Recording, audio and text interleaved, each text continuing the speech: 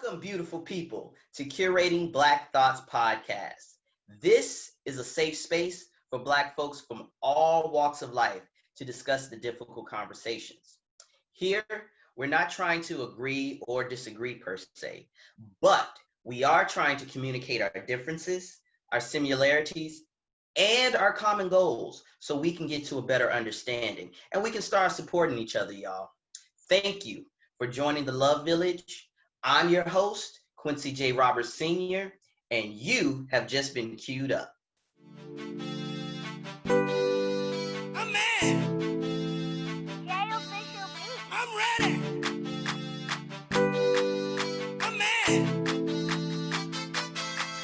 I'm ready.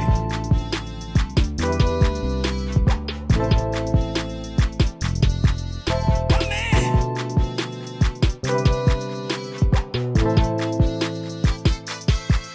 I'm ready.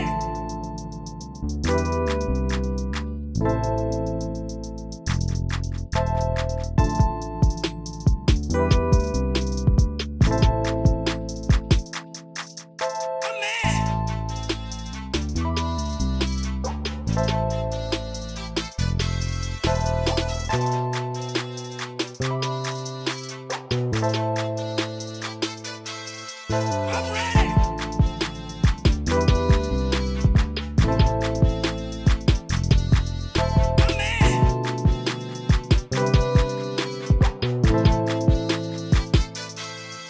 I'm ready.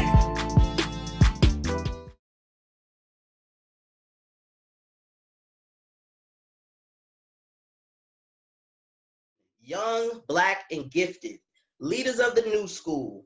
We're joined with some super dope young leaders that are doing some amazing work in and around their communities. I want them to introduce themselves, starting with Danasia Yancey.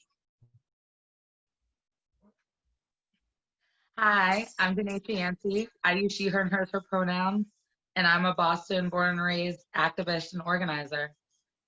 Thank you, Danasia. Up next, we have the youngest in charge, Devin Edwards. Good evening. Glad to be here. My name is Devin Edwards, born and raised in Boston. I am African American and Latino, and I use he for my pronouns. Right. And after Devin, we have Brianna Miller.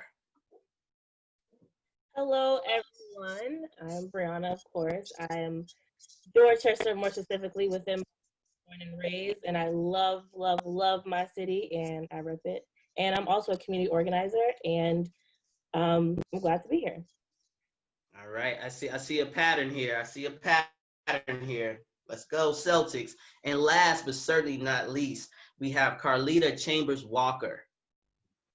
Thank you, Quincy, and thank you, everyone, for sharing this panel with me. My name is Carlita Chambers Walker, also Boston born and raised, got to represent, and I consider myself just a resident, but also a community leader. So thank you for having me. All right, Jay Aspire. We got a lot of green out here. We got a lot of Boston Celtics fans out here, so it might be a little uncomfortable for you tonight. So let's get into the conversation. Every 10 years or so, it's a changing of the guards, so to say. It's a surge of new people coming in and around different major cities, trying to be leaders, wanting to be leaders, trying to find out what they could do for their communities. I wanted to really sit down with the four guests we have because when I was in my 20s, I wanted mentorship. I wanted someone to show me the way. Unfortunately, long story short, we couldn't find those individuals. So me and about 5 other people my age, we got together and we did it ourselves. It was for us, by us. So I really wanted to do for these young people that's on this call what I wanted someone to do for us. So let's go ahead and get into the conversation and see what's going on with these beautiful, beautiful Black leaders, young Black leaders, and how we can help them. So first question to our distinguished guests, and we'll start with Carlita. What is leadership to you? That's such a great question and never an easy one, though. If I were to try to sum up what leadership is, I think really the root word the ability to lead, the ability to not only lead, but like, I guess, have the qualities within it. So we got to break that down. What are the qualities of leadership? Are you able to organize? Do people listen to you? I think leadership, I can't say I don't have the best answer, but I think leadership just comes in so many different forms. And I can tell by this panelist, I don't know you guys, but you're on this panel. I mean, not all, I mean, I know most of you guys, but my point is that I'm sure each and every one of us lead in our very own ways. And I got to see that. And the reason why you're here today is because of leadership. So I don't have one answer. I trust that each person leads in their very own way and their unique kind. Love it. I already know this is going to be a great conversation. Devin, what's leadership to you, my friend? To me, I would definitely say that's it's a hard question, but it's definitely packed. Leadership for me, it comes in different lenses. It comes in different forms. We're all individual leaders as ourselves. Sometimes we just have to be empowered. Sometimes we just have to have that support, that mentorship. So we just got to kind of activate that leadership trait, that leadership quality within ourselves. Because like I said, we're all, born to be bred leaders. It's just finding that in ourselves and finding what do we want to lead on. Do we want to, something that's passionate to us, something that we can, advocate for, something that we can just speak upon, also from experience. So for me, leadership looks different. I do leadership all across kind of the nation, to be honest, especially with my brother's keeper. Good. So Devin and Carlita both brought up a great point. Leadership looks different to different people depending on who you ask. So Donasia, help me out here. When did you know you were a leader? Like when did it, like in your heart of hearts, when did it click for you that you were a leader? And Brianna, you're next. Same question. I think I've always known I was a leader. I think that leadership for me was about saying how I felt. Leadership for me as a kid was about believing what I believed and being proud about it. It was about making my voice heard and also making my peers' voices heard. So I was, leading on the playground. So yeah, I think, and also people seeing, I was grateful to have adults in my life who saw that in me and called it out and knew, you do have those qualities and let's get in some programs. And people like you and Corey and HBGC as I was an adolescent really helped me to see my own leadership. Appreciate it. Brianna, when did you have that feeling that, hey, Brianna, she might be a leader here? First of all, that's a great question. And I definitely realized that I had leadership qualities when I realized I was a lifelong learner. And I think that's one quality that every leader needs to have: the curiosity, the need to and desire to ask more questions and to be teachable. So I think I realized that I was able to keep asking those hard questions and be receptive to answers from people that were younger than me, older than me, different skin colors, different religions. That's what leadership really embodies, is that you're able to encounter and interact with differences and learn from it. So when I was in Mecca, when I was in predominantly white spaces, when I was in Brookline, when I was in predominantly, Jewish culture, that was when I learned, I could be a leader because I'm in spaces that don't look like me, but I could still speak. I could still voice my opinion. So that's when I realized. Good. Yeah, same thing for me, Brianna. I realized that I had leadership qualities or something was different from me and the rest of the group when I wasn't afraid to speak up. That's when it was like, oh, that's what leadership is. I can advocate for other people and I'm not afraid to do so. So, Jay, you got anything? I realized that I was a leader early in the age. Early. I'm a twin, and I am the youngest of a twin. And I used to have a show called the Gigi Jordan Show.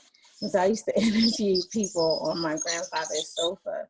And I used to always be that person that was like super outgoing. I would stand up on my dining room table and just used to be talking to everybody. So that's when I realized that I had to make a difference and be a leader. And we got another twin on the line. How was that growing up, Carlita, as being a natural born leader with another natural born leader, the same womb? I'm pretty sure maybe Jay Aspire can maybe relate, but first of all, you're being compared to the person, your twin, all the time. And though I have a twin brother, we already have so many differences, but I'm the youngest by like 9 minutes, but still was kind of taught like the baby, but the baby was the one making the most noise. The baby was the one who had to be watched out a little bit more because I'm not a baby. This baby talks and the baby walks, and after a while, the quiet one, I think understanding that though we're twins, we can never be compared. Leadership Ever. Ever. And comparison is a tool of weakness, by the way. For all my listeners and viewers, we do not compare. It is a tool of weakness. So, mentorship and real models have always been important to me. Tell me about, and this one's for Devin, tell me about some people in your life who have been real models or mentors. So for me, mentorship has been a big part of my life, big part of a transition in which I definitely made. It's one of those things in which you need believers. You need to be able to identify those folks who believe in you, but also not just identifying folks who believe in you, but also help you build yourself up. We have a lot of folks, that can, when you're giving, they just getting and they just taking what they're getting and not giving back. And pouring into empty cups. So I like to pour into cups and I can pour back into mine and things of that nature. And finding, role models that I can look up to. I always had, men in my life who were great but distant. My mom is definitely a single parent. She tried her best to, instill all the great qualities into me. And I would say for me, mentorship is just important to be able to have those folks that you look up to. Uncles, folks in the career field in which you're definitely endeavoring in. And then it's about the power of mentorship is that once you're mentored, you mentor those below you so that you continue bringing folks up. So that is something that I'm big and honing in on now. How do I continue to, give what I was getting, what I received to others, the youth below me? Definitely. Love it. You brought up a great point that I'm going to come back to. Brianna, let's talk about mentorship and real models. It's something we talk about a lot offline. So let's talk a little bit about it online. What does that look like to you? Who has been instrumental in your growth, if anybody? And what does that look like? What does mentorship and real models? I don't like role models because role models like you're playing a role and that's fake. So I always use your real models. Well, one, I think it's so important, and I think it's important that you make that distinction. So I always think that your real model should be someone in real life. You shouldn't aspire to be someone online, someone that's not reachable. You should be able to call your real model and ask for advice and ask for just information and stuff like that. So my first role model, obviously, in my case, and I don't want to be corny, but my mother. Always was a hardworking woman that prioritized family and food on the table and a roof over our heads. So I always aspired to be that hardworking and that driven. But as I got older, I realized you need role models for different points in your life, in different aspects of your life. So for your career, your finances, your personal life, your love life, your every aspect of your life, having and identifying different aspects of people that you aspire to become. I am in my dream job because one of my real models is my boss. And pick her brain, I can call her, what should I do with this and what should I do with that? So having that connection with people that you aspire to be and you're inspired by, and so you could be an inspiration to others, is something that I consider a real model, and to know them in real life is crucial. Great. Carlita, what's your real model look like, and what's your mentorship, your ideal mentor, if you have one, and if you don't, what would it look like, or he or she would look like? Right. Erica Davis has been my mentor. She's a community leader. She's out of Boston, right? Yeah, just keep in mind that we're talking to the entire world, Craig. Yes, from out of Boston, and she and I met when I was 9, and I'm 26 now, and I had no idea this entire time she was mentoring me. So what mentorship looks like to me is she's done it. Time, experience, exposure, real conversation. See, she's not my mom, but she's not, she's not my friend. So I was able to get, and she's older than me. So I was able to get a different lens of kind of guidance. And as Brianna said, you get mentors in many different walks of life, but Erica Davis is my mentor, and she literally took me under my wing, and I didn't realize it till I got older. I'm like, she was mentoring me without saying it. But as for mentorship, I think it's huge.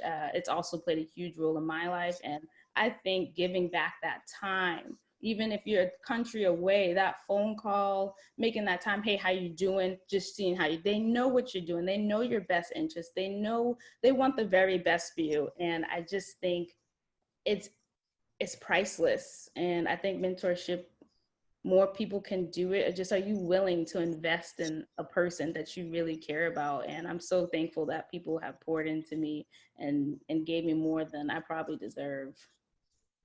Good. And shout out to Erica Davis. She's doing major things in Boston when it comes to real estate, flipping houses, and all that good stuff. So shout out to Erica Davis, Thumbprint Realty, who we had on episode 7. Wait till I get my money right. Alex Edwards. They're doing amazing stuff here in Boston. Donasia, I saved you for last with this mentorship, because I don't think I've ever told you this story. So mentoring, I came from a place where someone had to be older than you to be your mentor.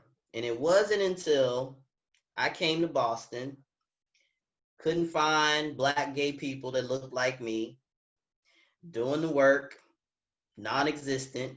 Everything was white gays.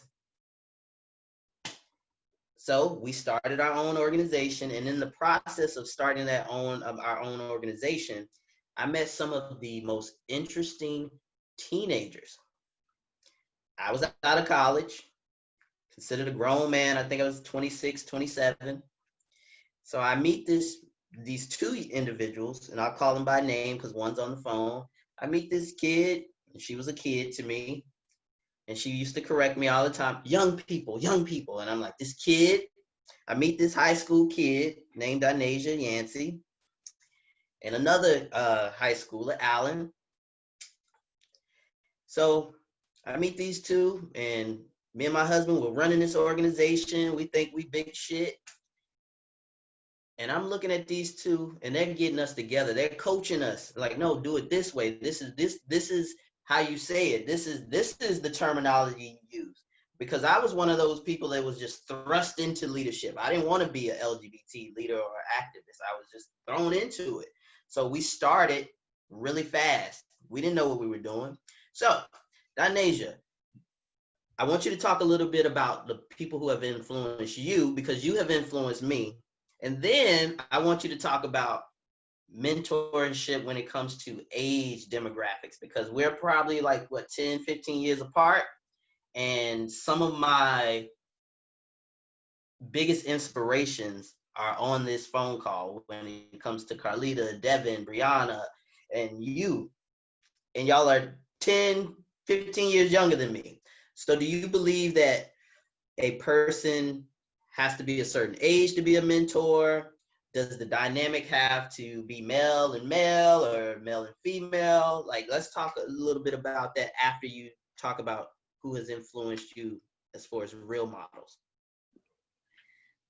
Thank you, Quincy, and thank you for sharing that with me. That's actually exactly what I was going to talk about, was that the adults that I've attached myself to as a young person and growing up have always respected me as a person, right? That have respected me as a young person, as a kid, and let me, make mistakes and go through what I need to go through. But there was always a thread of seeing me as a person with full ideas that's totally valuable and should have every, a full voice at the table of whatever we're talking about. So you were one of those people.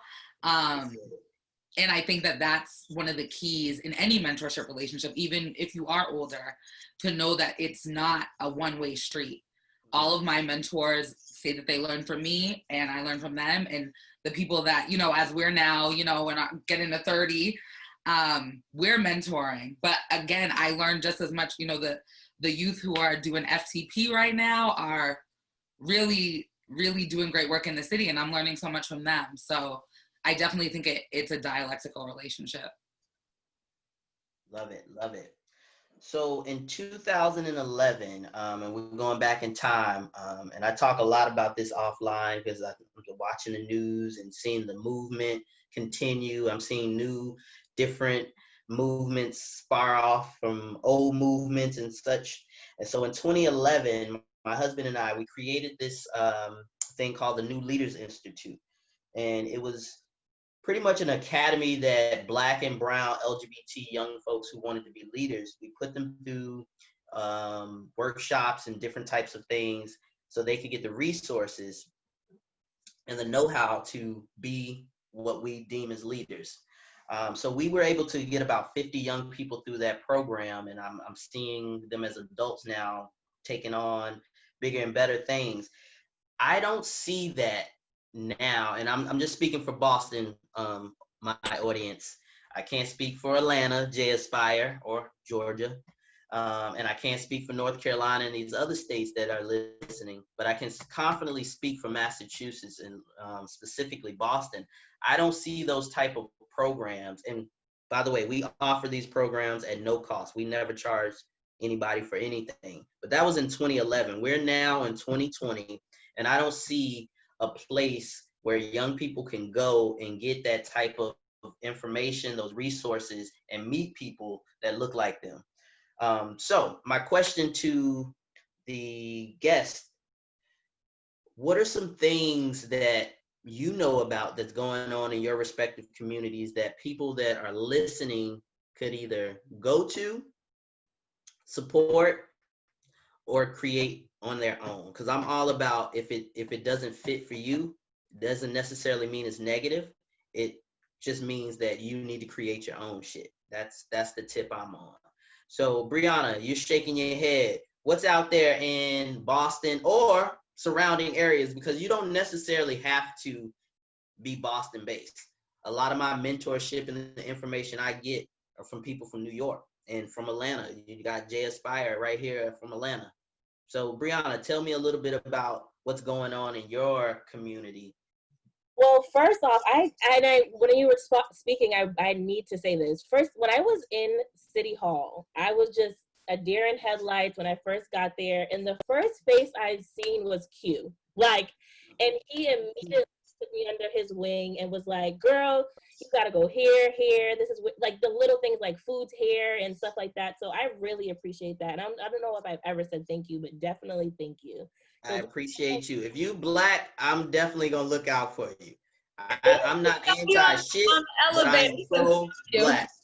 If you Black, I'm talking to you. I talk to everybody, but if you're Black, I'm going over and beyond duty to talk to you, especially where we work. Right, exactly. So I appreciate that. But one organization that I have to uplift in this space is definitely Queen's Company.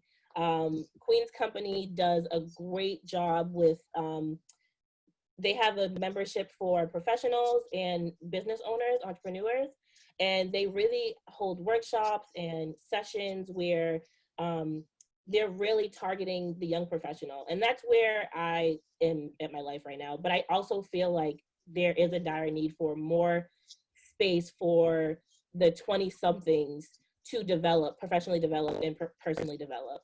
And I don't think we have enough of those spaces.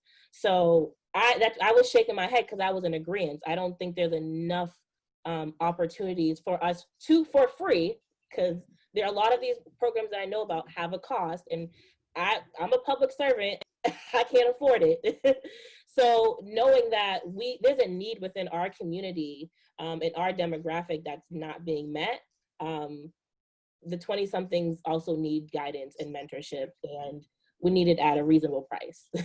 So I wish we definitely had more of that. Carlita, what are some of the programs that you have taken advantage of, if any? And if they are not, what are some of the things that you would like to see?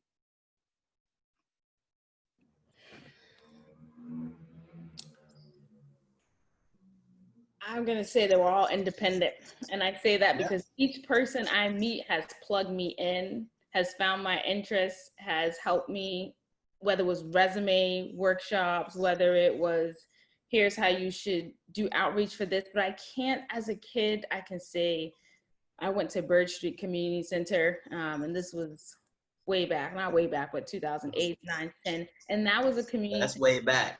Yes, I know, and it's not there, and it's not certainly not functioning at the capacity it could be. Um, but off the top of my head, I know we have boys and girls clubs. I know we have these big branches, but we know that doesn't really cater to all people. Like, it's curriculum. So I honestly, I don't know.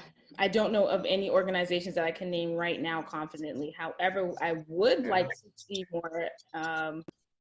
Even that's like I said, if in all of these building places that we have, I think City Hall could have what is it, a little corner, just one room for professional development, someone, a career counselor. Here's where the new job openings. I'm sure they're probably something like that, but not how I would probably like it to operate. So I Okay. guess the best I have is just people. People And have. that's the reason why we're having these difficult conversations. As I said in the beginning, this is the space for those difficult conversations because I'm not about just talking about the problem. I also want to get the solutions. So Devin, let me bring you in. Well, before I bring Devin in, Anasia, speak a little bit about some of the programs that are available for Black and Brown people that look like you and I. Yeah, I mean, similarly, I think there definitely is a lack, and we definitely need more. Something that I'm working on right now is the Black Radical University. And so I'm actually in the process of creating exactly what you're talking about, a political home for young people and for older people, for people who are new to activism and people who are not. To kind of have that training because there is such a need for it. There was a need for it when I was a teenager and there still is. Luckily, I was in programs like Bagley and Boston Glass when Glass was super robust and really had great youth leadership, and Bagley is continuing that legacy. But as you even age out of those programs, how do we continue that? How do we continue to be in community while also being politically educated and, in my opinion, radicalized?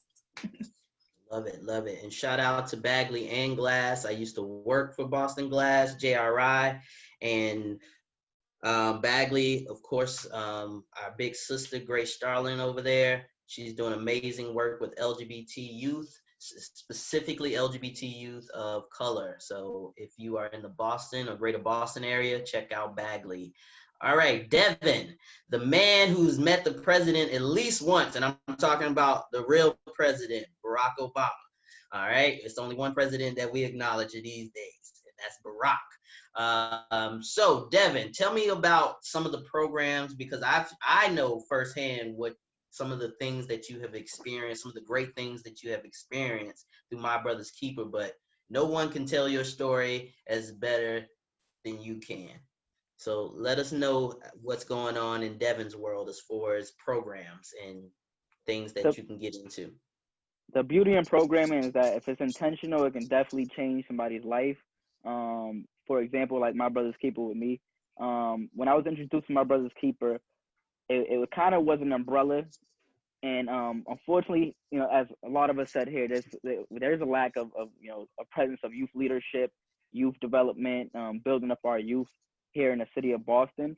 But there are those great organizations like Teen Empowerment, other folks who are definitely doing the work. But unfortunately, a lot of my exposure and my growth came from programming and organizations outside of the city of Boston that I was introduced to. So I would say, folks like Opportunity Youth United, Opportunity Youth Fund, the Aspen Institute, a program in which I'm heavily connected to called Fresh Tracks Action, in which they gap Native Americans and inner city community youth of all complexions and and walks of life, and bring us through the outdoors. and also, incorporate the outdoor setting, incorporate leadership aspects in the outdoors, and let us know we all are individual leaders. And so I've done a lot of work that's been outside of the city, unfortunately. But a lot of that, I brought that back home with me. A lot of those tools have, instilled and allowed me to grow, and transition from, a street life to, life in which I live now. Yeah, and you said unfortunate. I don't think that's unfortunate, brother.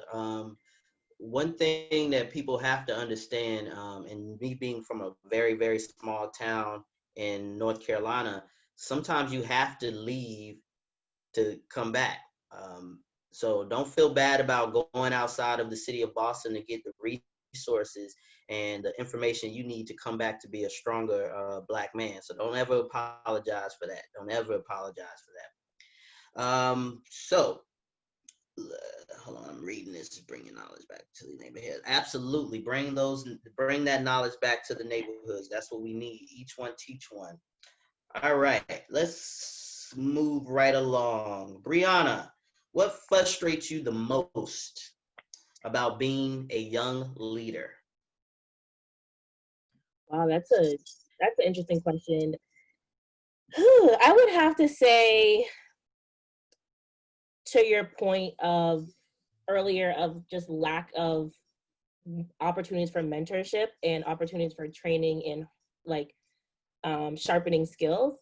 I always seen, to be very frank and honest, I've always seen white folks being groomed for leadership positions, being groomed for opportunities, and I just never seen that in our communities, and I've never seen that in our neighbors and within my group and within my network. So I've always desired for that, like, okay, like I know somebody's there for this if I need this. And I just feel like there's a lack of connections within the network. I'm not saying I don't have a network, but I think there's a connectivity issue on getting to the next level. So I think that often we hit a ceiling, like, okay, so how do I get past this level? And that's usually through people dragging you up, pulling you up. And I think that there's definitely a disconnect and a frustration of hitting that wall and not being able to get past it. And I don't, and oftentimes I don't know who to speak to. Like, I don't know who to connect with. I don't know who to reach out to. Oftentimes, I don't know if the people are going to be receptive to me reaching out, or if they're open to that role of like providing guidance and mentorship. So I definitely think that that is the key in our community, making sure that people that look like us want each other to do well, and that we're open to inviting and pushing others that look like us to do well, and lifting us all up and empowering and impacting the whole community. That's how we impact the whole community. So that's definitely what's frustrating me, hitting that ceiling, not knowing who to turn to. I love that. I love what you said, Brianna. Great points, because and a lot of people don't feel this way, but I know by trial and error, if you support other people, your blessings, and I'm not a religious person, but your blessings will come in droves. If you help other people, things will just fall into place. And that's just my real life experience. Denasia, so I know a lot about you, probably the most on this phone call or on this podcast. Let's talk a little bit about some of the things that you've had to go through. And we're still on that same vein of frustrating. So, and hear me out on this.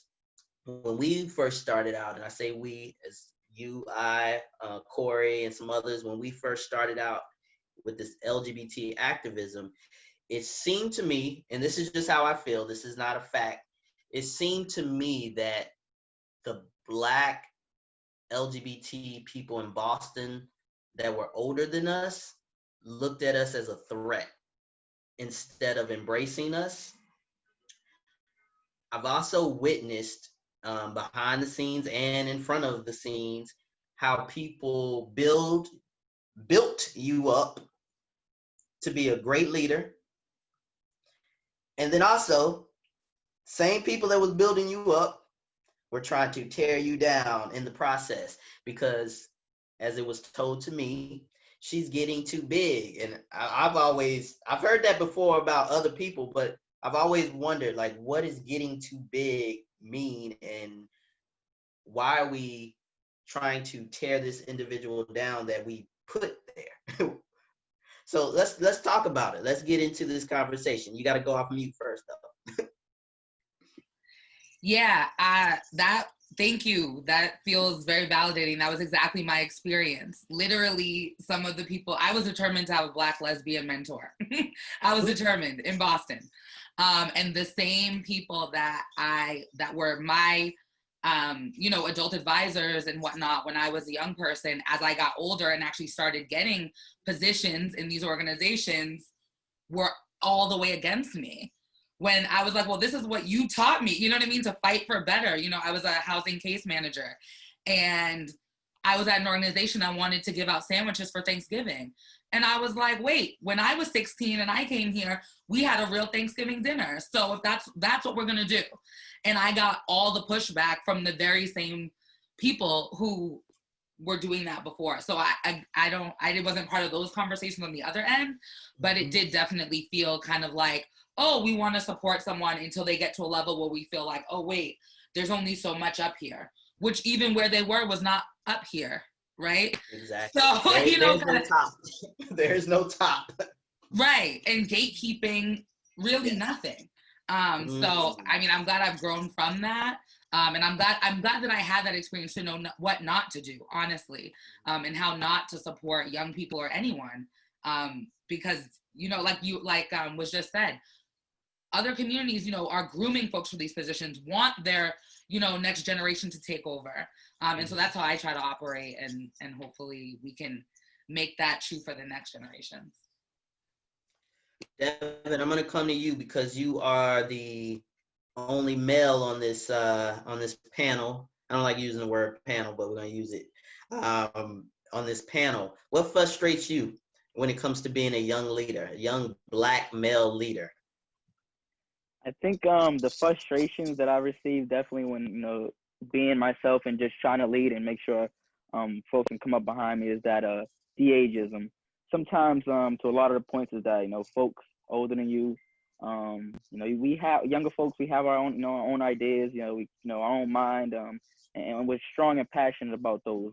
And sometimes they may be better or well more thought out than somebody older than you. And that could be a blockage. It doesn't really allow them to receive it because it's like a younger person telling me what to do, a younger person telling me how to do it. So especially in the work, a lot, I definitely experience ageism. And the program that I'm programming that I definitely be part of, that I'm part of in numerous ways. I definitely don't experience that because they're there for us. They're there for the youth. So you don't have a lot of folks that want to build the youth up. You have a lot of folks that kind of want to micromanage. And I definitely experienced that in in the work world.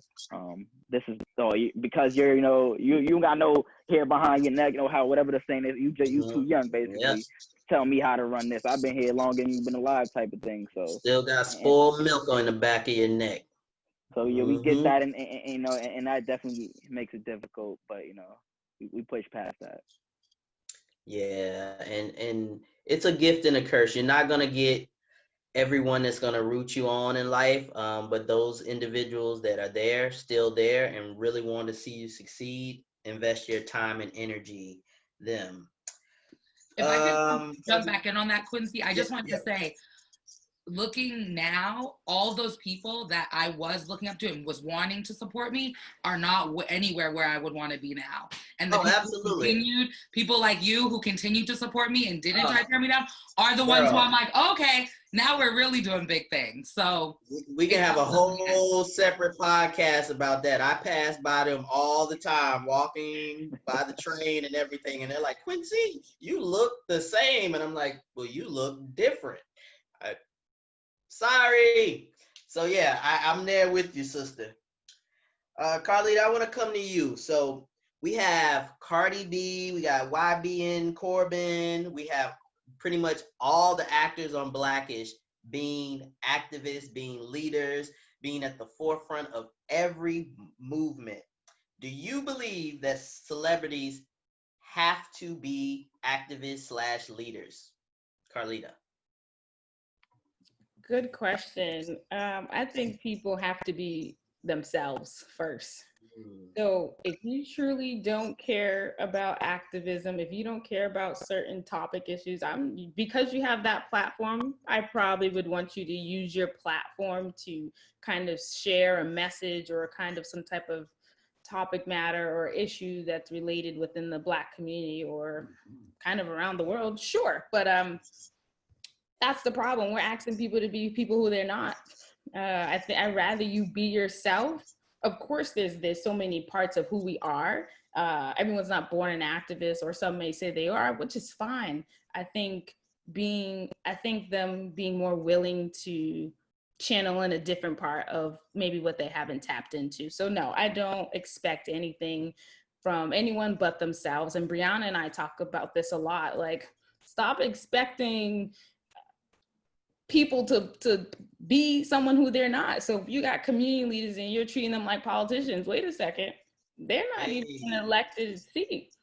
They got a platform, they can, get a crowd, but I'm not expecting that person to school me on something that they have not, it's not even about credentials or anything. That's just not you. So I think people have to be themselves, and whatever that entails, great, but I'm not expecting something I wouldn't expect differently from myself if it was to who am I and what can I do.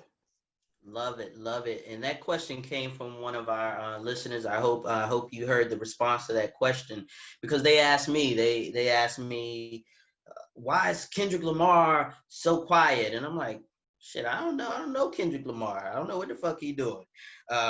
What are you doing? What are you doing to change? It's like, so that question came from that individual, and it was like, why are you waiting for someone to save you? Like, what are you doing in your respective communities? Brianna, question for you. What do you want older generations of leaders to know about your generation? What is like the number one thing you want to get across? If you had a room full of old G's, whether that's politicians, preachers, doctors, professors, whatever, you in the room full of OG, triple OG, what would you tell them? What would you, and they can't respond. It's only you talking to them. Oh, okay. So it's not a question. And this goes back to me being a curious learner. I would always ask a question. So I would definitely say that, one, I would start off by saying you were once us. So remember that. Then I would have to say, continue. The second thing I would definitely have to say is show us where the money's at, because teach us how to find the coinage, because that is how we continue the generational wealth and generational curses. It is by money. So teach us how to be fiscally responsible. And I would say the third thing is, like, honestly, not to be corny, like, continue to love us. Like, be careful, be passionate with us. And I think all those three really is the way that we will continue to be empowered, and that will trickle down, because we are trying to make generational changes. And I've seen a meme the other day that was like, I'm exhausted because why am I responsible for taking all this generational trauma and changing it? But Yes. that is our responsibility, and I'm willing to bear that weight, because I need my children and my children's children for their weight to be a little bit lighter. So, yeah. Love it. And the interesting thing is, it's gonna blow your mind. Adults and leaders, put that in leaders, they don't be having their shit together. You can't always expect people to give you what they don't got. I talk about money management now and home ownership and generational wealth now because I know it now. I've got with the Erica Davises of the world and the Taylor Andres of the world, so they can show me how to fix my credit and buy a home and all that stuff. But 10, 11 years ago, we were fronting. And I say this on social media all the time. Most people that you come encounter with don't know what the hell they doing. They just look like they know what they're doing. So I will give you some pushback because I had to find out that the hard way. And I know me and Denasia was just joking, and I passed some of the people that, were trying to tear us down, but they were tearing us down because hurt people hurt people. So just remember that. Devin, question for you. Add something to that point. Yep. Go ahead. I work for a politician, but one of my other jobs is I actually work at a nursing home. So part of that is that I get to have these one-on-one communications and conversations with people that are literally on their deathbed, like literally are closer to death than they are to living. Like, so when I have these conversations, they always are eager to pass on wisdom. They're eager to pass on what they've learned. They're eager to pass on something. They want to instill something in me. So I don't know if it's being closer to their death. And honestly, I think y'all should take every advice with a grain of salt. But I do think that there is a desire for like the older generation to instill something in the next, especially when they're like, I'm about to be out of this world. So I agree. I totally agree. It's something with the 70 and older just want to pour some knowledge into you, but it's my age generation, 35 to like 60, like we want to hold everything in for the most part. But great bringing that up. And if you do have an older person in your life, this is something that I did with my my mother's mother.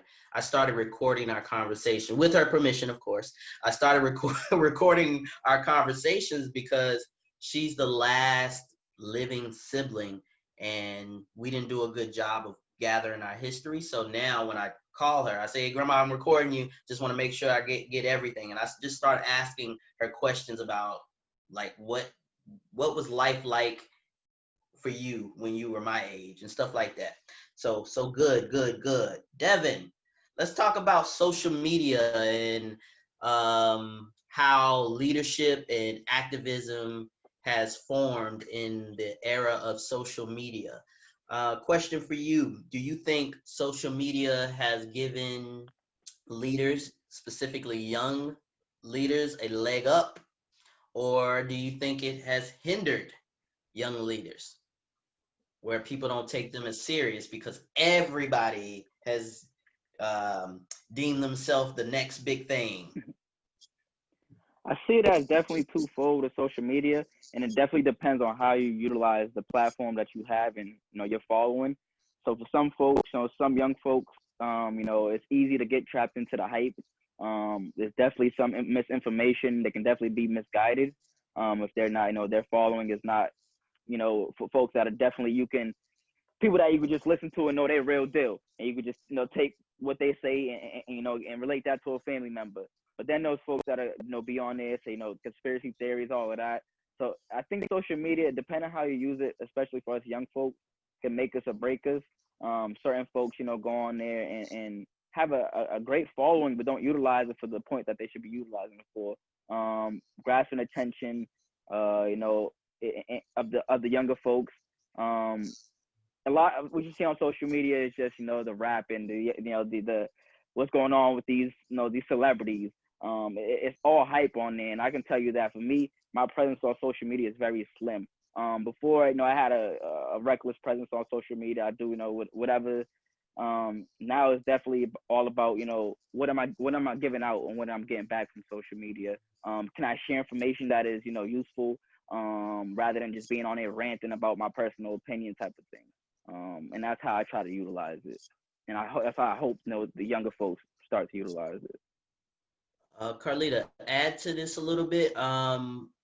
Let's talk a little bit about censorship because Devin brought up a good point. What should you post or shouldn't you post? Do you think it should be some form of censorship when it comes to young leadership? Because I have an opinion about this, and I'll say it after you give me your thoughts. Sure, it's interesting you say that because I have two Instagram pages.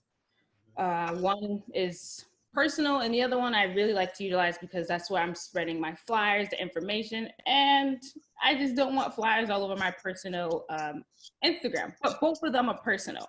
And Brianna has kind of like Carlita, you the same person on each profile, and it's not that I'm trying to hide anything, but there's a part of you want to keep onto your identity and do something, and then there's a part of me, I'm like, I really want to get some information out, but I'm not blowing up my own Instagram for it. Eventually, I'm going to have to merge because I'm realizing that's who you are. You want to put in information, you want to post yourself. That's the type of content you want. As of censorship, I don't encourage. I mean, I've learned since middle school, your teachers are looking at you. That grandparent on the phone with your aunt talking about, look what she just posted. I just always was very aware of how people view me. And of course, people are going to view you on what you put out. Now, I don't think people are the worst if they have quote unquote bad content or things on their page, but best believe that's how people are perceiving you. You're behind a screen. And if you showing up and are doing otherwise or anything differently, what are people to think? But I rap for our young people. That's taking away a lot of jobs. Applying for a job, your profile picture, if you have a gun like this, I'm sorry, I can't. You might be a sweetheart. And I knew you were going to bring that up. That's why I asked you. So here's my take on it, and it might shock you. I think people should be able to post whatever they want. And the reason why is because some people need that outlet. And for some people, especially those, and this is why I wanted to talk a lot about mentorship and real models, a lot of people don't have those. We're very privileged to have real models and people mentorship. But most people that I've seen post like ridiculous stuff after ridiculous stuff, that's them wanting to be heard. So I let people, and I'm not saying it's right or wrong. I'm just saying it's one of those things where I just let people be. And if it bothers me to the point where I feel a certain way, I'll just delete it. Real simple. It's for me in my generation, social media is not real life. It's a snapshot of your life, if that makes sense. All right. So we are winding down. I got a few more questions. Let's see. Yeah, go ahead, Donation. Go ahead. So I just wanted to speak a little bit to the social media piece, because I think, like you said, it goes both ways. The May 31st march that was put on by 3 young Boston born and raised, very new activists who just put up a post on social media and said, hey, let's do this. And they didn't realize, it was on Sunday. I talked to them that Saturday morning and I said, thousands of people are coming tomorrow. And they were like, no, it was just Twitter. It was, we're just doing. No, thousands of people are coming. And we wrapped around them. We got a bunch of veteran activists together to make sure they had what they needed. But now they're continuing on, and Black Boston 2020 is growing and they're doing good work. So I think yes, they were completely kind of totally out of their element and thrown into a big situation. But luckily we had, the infrastructure in Boston to be able to support them in that. So it goes. And some of the best leaders are made that way when you're just thrown into the fire. So I'm glad you brought that up. And the power of social media. So that's another way to look at it. Social media for some people is the best platform. So definitely appreciate that and all the work that you're doing around those protests. Let's talk a little bit. I said I wasn't going to go into politics, but we're going to go a little bit into protesting. How do you think, Donasia, this is specifically for you. How do you think the movement has changed in the past 10 years? Because I know you've been there the entire time. Talk about it. Yeah, I think I was just talking about this earlier at a protest, that we're building on what happened 7 years ago. They were just protesting Boston Pride this year. We, we're still having these similar conversations, but there does feel a different urgency and like an explosion of support. Like, I think that, the things that were looked at as fringe before, people are realizing like, no, that's just, those are the things we need to live. Those are the things that we all deserve: housing and education and safety and freedom. Right. So I think that this year. I think that this administration has definitely pushed the point, which was interesting. It was a conversation that folks were having in 2016 about, you know, either way this goes, this current administration is really going to push people more towards fighting for what they need, because we have to, you know, we have to. There's no guessing that the government is going to take care of us, right? So yeah, I think that over the past 10 years, we've been engaged in some of the same fights, but the growth, the education. I know that I've grown as a leader, you know, but I think that we're learning the same way we're building on what happened in the 60s and what happened in the 1800s and the 1700s and the 1600s, you know. We're building on that legacy of our people. Absolutely. And I have to remind people, because people always bring up Martin Luther King and, you know, Malcolm X. These individuals were fighting in their 20s and 30s. So they were all young. So I always try to correct older people when they're like, oh, Martin Luther King and blah, blah, blah, blah. And John Lewis was, what, 17, 18 years old out there. So age is nothing but a number. And I would just say So that I they went through the wish same I could things talk that to we you. went through. They went through the same things. So Martin Exactly. Luther King going down as such a young preacher, he had those older, you know, gatekeepers like, hold up, brother, you know? But again, we have to maneuver and we have to do the work that we're called to do. And I definitely want to do a part 2 to this, because I could talk to all of you for hours and hours. But for time, you know, I'm going to end with this question. And this is a 2-part question for everyone, so you can take your time and answer it. In the process of answering this question, I want you to let the listeners know and the viewers know what you're working on, how we can support you. And don't worry about rattling off websites and stuff like that, because I can do that on the back end. I can make sure that people have your information, or information that you want to put out. So the question is, if you can change one thing, what would that be? And it's only one thing in this world. What could you change? Whether it's good or bad. And then after you answer that question, just go into what you're working on, because I know all of you are working on some amazing things in your 9-to-5s and offline, and traveling all over the country, spreading a good word. And you represent Boston very, very, very well. So we want to know how we can better support you, because that is the reason why I decided to do this podcast. It's all about, I was talking to Devin earlier, I'm not about any mess. I'm not about the likes. I'm not about the views. I'm all about making sure that people that look like me get the same resources that I have had. I wanted mentorship. I didn't have it. I was met with competition. So I know what you young folks are going through. We're not that different in age, but we were treated like scum, and a lot of people don't know that. And people always ask me, why did you just walk away? And like, I needed to save my life. So I don't want you to get burnt out. I want you guys to make sure that self-care is number one. All the other stuff, secondary. So we'll go ahead and start with Brianna. If you could change one thing in this world, what would it be? And then get into what you're working on to change the world. Well, first I want to thank you for having me on this podcast, and I really appreciate the dialogue, the conversation, and thank you to the other speakers on this. I admire each and every one of you. I just inbox. I'm just gonna inbox everyone to give me your contact.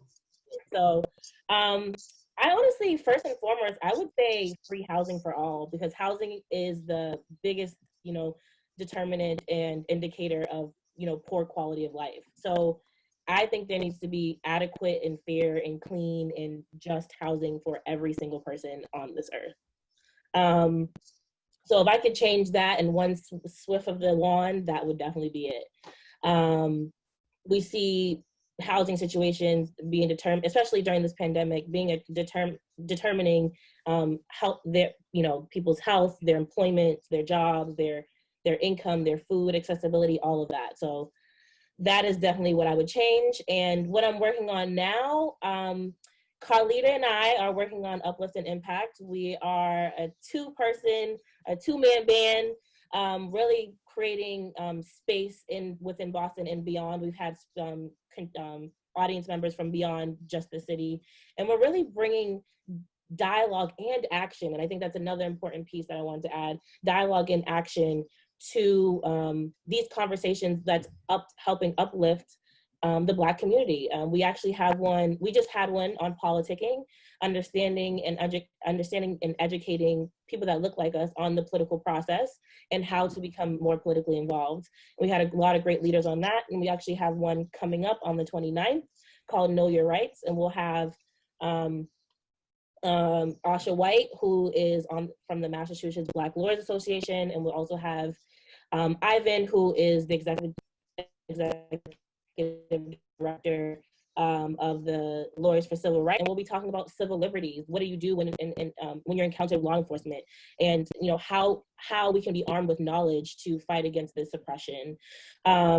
So that's something that we're working on personally. Also, I am the Civic Engagement Director for Boston City Councilor at Large, Michelle Wu. And in that role, I'm responsible for promoting civic engagement and community engagement. My responsibility is to make sure that we're educating communities of color and communities that just have been purposely and intentionally disengaged by government, and making them feel like they have a home and they have a liaison, they have someone to come to when asking questions. For example, I think a responsibility, and the reason why I love working for local electeds, I feel like the responsibility of a local electeds is basically making it clear and concise what's happening on the federal level and how it impacts our home, and what can we do on the streets in our neighborhood now. So in that role, I'm also being a liaison and trying to be helpful for people to get housing, get resources, and get any opportunity that I can provide within my capacity to them.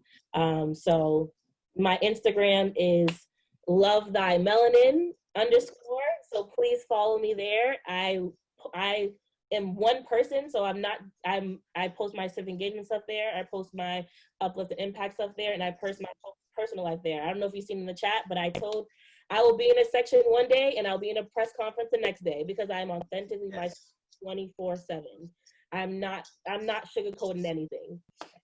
Good. People will believe it and aspire to be it. So thank you for having me. Thank you. Carlita, you're going to be next. What's one thing that you will change, or you would change if you could, by just a snap of a finger? And then tell us what, add on to what Brianna was saying, what you guys are working on, what you're working on together, and some of the things that you are working on by yourself. My one thing I would change, it would have to happen a snap of a finger. It would have to be by a magic wand, and it would be to eradicate hate. Because I believe a lot of our broken systems, everything, I just believe a lot of hate was driven. So the hatred of certain people, particularly Black folks, and kind of the rest of the systems that follow after that. And just the hate brings out just really ugly within people's actions, their decision makings, the way we interact with one another. Some people may not even know they're pushing hate. They could be hating, or they just don't even know that they have so much hate within them. So to eradicate that, everyone's not going to be peace and lovey-dovey, but I think it would be to eradicate hate, and because I've seen a lot of evil that comes from it. And that would have to be with a magic wand. And I do think that if we were to eradicate hate, I think we would have better in this world, kind of like us singing those songs, let there be peace on earth. Just all these things. Kumbaya is what they used to call it. I cry when those songs, because I just know it's probably not gonna happen. But that's what I would certainly hope for. As of things I'm working on, as Brianna mentioned, uplift and impact. Brianna and I seriously was on Instagram one day. It's just like, sis, I wish we could be doing more. And at the time when COVID, where we was really behind a laptop, all we could do was host conversations and invite people in. And really, we know we have a certain audience, which is our community, folks that look like us, and trying to get their minds thinking a little bit differently, not asking you to step into public service, but to be more aware of yourself, probably yes. To be more aware of your community, what's going on, yes. To be more aware of the things that's happening around you, yes. To be more aware of how we can contribute to society, yes. How to be more purposeful, yes. So with all that, that's what we've been doing with Uplift and Impact. And in my role professionally, I work for the mayor of Boston, and I think the most part I love about this job is my visibility and ability to be able to communicate with folks in the community and translate that information. It's like this,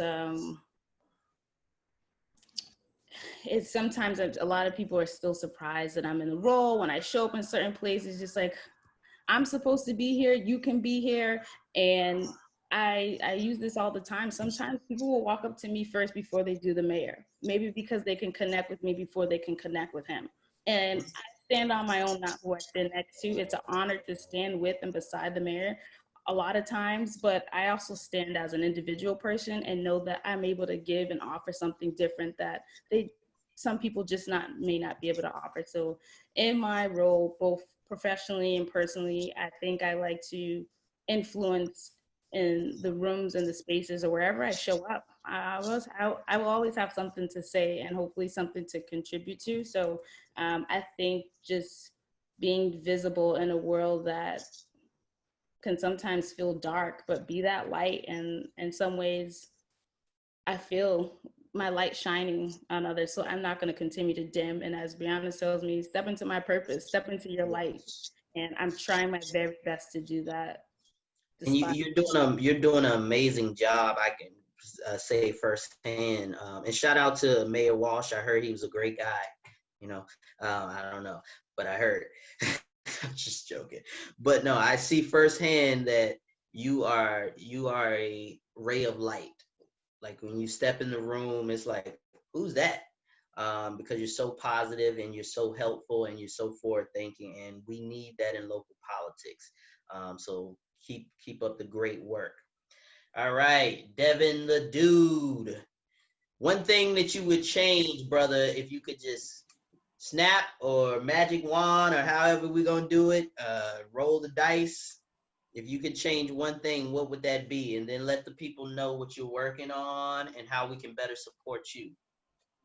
All right. So the biggest thing for me, and which has also been life changing for me, at the same time, is the lack of exposure, the lack of access to opportunity, whether it be education, whether it be career wide, whether it be, entrepreneurship, all of, vocational trades, things of that, how do we develop, the lack of grooming that, we talked about early on, and identifying that, unfortunately, I had to be labeled at risk. So I'm gonna say, unfortunately, I had to be labeled at risk to receive, the life and the program and the qualities and everything instilled in me now to now say I work for a legislative aide back home with just a GED and I'm in a state house. So unfortunately, I had to go through that category to elevate myself up. But now I'm in a position in which I want to bring folks with me. So when it comes to work, I talk about and I do a lot of things that are passionate for me. So it is also kind of difficult sometimes when you have to pull yourself out of it because it's traumatic. So we're talking about situations like housing. I'm dealing with families who are homeless. I, once myself was homeless with my parents for 2 or 3 years, my mom, so things like that. Incarceration, seeing that, experiencing that from younger folks, it just, I am part of the work, and I bring my passion to it. I bring my community's voice to it. And a little bit of everything I'm working on is, during this time, unemployment, housing, how do I make sure that my seniors are feeling, protected and safe during a time in which everybody's home and, congestion is happening more and more. So a little bit of everything and making sure that the development and making sure that opportunities for home ownership, making sure that I can build up my community, which is 90% people of color. Great, great, great. Yep, another person I've witnessed firsthand. I've seen you as a front desk person all the way working on the constituent services and everything else in between, brother. You're doing an amazing, amazing job. So keep it up, keep it up. And last but certainly not least, Denasia Yancey, Miss Black Lives Matter Boston. And a lot of people, and I just want to point that out because, you know, people talk to me offline and they're like, you heard what Black Lives Matter is doing? And I've heard so many different names and leaders, and I'm like, you mean Denasia Yancey? I'm going to put this on the record. I'll say it to anyone. I can confirm it. I know the Black Lives Matter founders, the national organization, not something you just woke up and be like, we're going to do Black Lives Matter because it sounds good. I'm talking about the national organization. When they contacted us and wanted to know who in Boston was doing big things, Denasia Yancey's name came up several times. You can ask Donnell L. Moore for the receipts. We have the receipts. Trust me, we have the receipts. Don't play with me. Denasia started this Black Lives Matter Boston. That's a fact. All right, go ahead, sister. One thing you could change. Yes, I will say today, August 19th, is the 6-year anniversary of the Facebook post that I put up that said, I don't see how I have any business not going to Ferguson. Who else is coming? And that was it. And it was through Darnell Moore, who I met through you.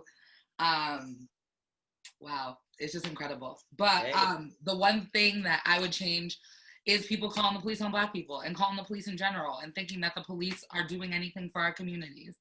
And so something that I'm working on is a program that is right now being called the Backup app, and it is literally an alternative to 911.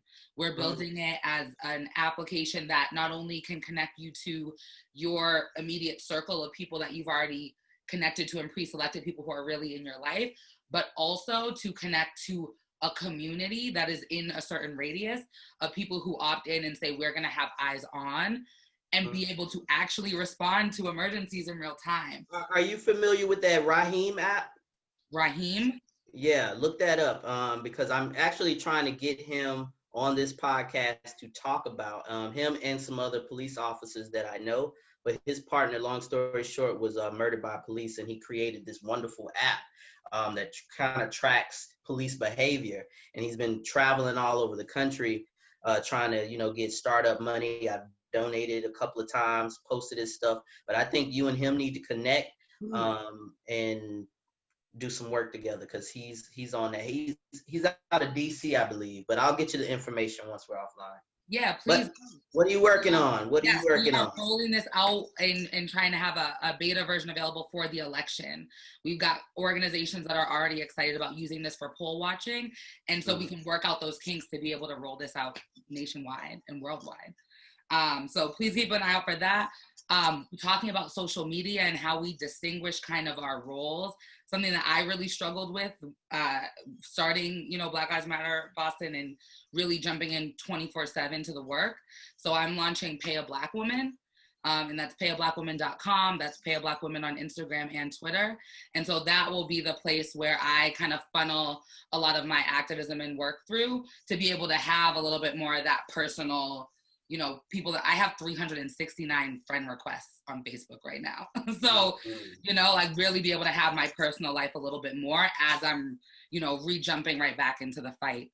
Another project that I'm working on is the BIPOC Vacation Project, which was started by the executive director of Never Again, and is basically a way for people to, again, in this moment, who are trying to step up and level up in their commitments, to offer vacation houses and money to people of color who are in this fight, and we need a break. We need a rest. I went to Maine and stayed with a lovely couple, but I've taken on that project and hopefully we'll be growing it and really building it out, not just to vacations, but to retreat spaces for organizations, to safe houses, because there are secret police coming for us, and really grow that. And like I said earlier, the Black Radical University is something that we're building really to be able to have a place, because people are asking for it. Young people are asking for it. So we're trying to build that, right? Having a place that can be a political home where people can have these deep conversations with people their age and not their age. I'm also launching my own podcast. It's going to be the Donation Natira podcast with my Let me best know friend. if you need any production. I got queued up communications. We got you. We just Okay. launched last week. You know, hey, I'm helping. There we I'm go. helping where I can. I'm helping where I can.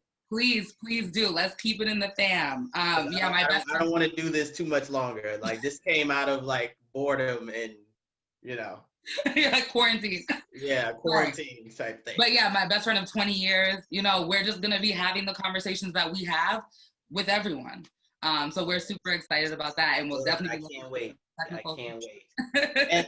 And all jokes aside, for everybody on the line, I am serious about helping and producing things because I like where I am now. Like, you know, being in the forefront was cute, fun, the fame, all that good stuff, but it was traumatic for me, and I had to take some steps back. I had to go through therapy and all that, and I don't want that to happen to you or anyone on this podcast tonight. So that's the main reason why I wanted to take time and have a conversation with each and every one of you, because we've been doing this for too long, and now it's your turn. And all my OGs out there listening, and if you're hating, if you got any ounce of hate in your blood by listening to these young people, you need to reevaluate the situation because you got it all wrong. So let's support these young people. Thank you for joining us. For having me, Quincy. I Thank you, appreciate the Devin. space. Oh, the and Devin don't do podcasts, by the way, America. So to get this man on a, I'm not gonna say the time and date because there's no time in our space because we don't know when this is airing. But it's a Celtics game tonight, and Devin's on the podcast with us. So I appreciate you, and I appreciate you all. Love you all. Any questions for me? If not, till we see each other again. Yes, Danesia. What are you doing? How can we support you and what you're doing? And also just thank you. I think I I can love speak it. to all of us and say that you have been that real model. Whether you were struggling or you weren't struggling, you kept it real, you kept it honest with us. And so I deeply that's the only thing I can do. But as far as working, what I'm working on, I'm actually working on being a better father, a better husband, and a better friend.